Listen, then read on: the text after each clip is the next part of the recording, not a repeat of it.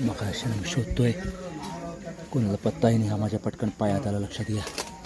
आणि इकडच्या माणसांना अजून पलीकडे माहिती पण नाही आहे की तो साप मी पकडला आहे म्हणून. त्यामुळे आपण किती लक्ष व्यवस्थित बघावं लागतं आणि पटकन साप खोटे जाऊ शकतात. खरं तर ह्या ठिकाणी मी 2दा येऊन गेलो आणि साप दिसला नव्हता आणि पटकन माझ्या पायात आला, लक्षात घ्या. त्यामुळे आपल्याला किती लक्ष असणं गरजेचं आहे. आणि पकडलेलं तिकडच्या लोकांना आता अजून माहिती नाही. पकडलं माहिती आहे का तुम्हाला? म्हणजे पकडलं सुद्धा माहीत आलं नाही, लक्षात घ्या. म्हणजे साप कुठेही मी तर 2दा तिथे राऊंड मारला, लक्षात घ्या. आणि कुठंही कळला नाही. आणि हा नाग आहे.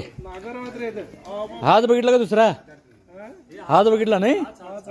तर अशी झाडी आहे. खासबाग टीचर्स कॉलनी एरियामध्ये मी आहे. ही सगळी मंडळी, विशेषतः महिला पण आहेत, त्यांनी पण व्यवस्थित बघत होत्या, घाबरल्या नाहीत. पण साप क्षणार्धात मात्र निघून गेला होता. आणि म्हणजे बारीक लक्ष असणं किती गरजेचं आहे. साधारण 4 वर्ष वयाचा हा नागजातीचा साप आहे. म्हणून सापावरती आमच्यावर लक्ष असण्यापेक्षा आम्ही किती मिनिटात येतो कुठं आहे याच्यापेक्षा सापावरती लक्ष असणं बारीक गरजेचं आहे. धन्यवाद.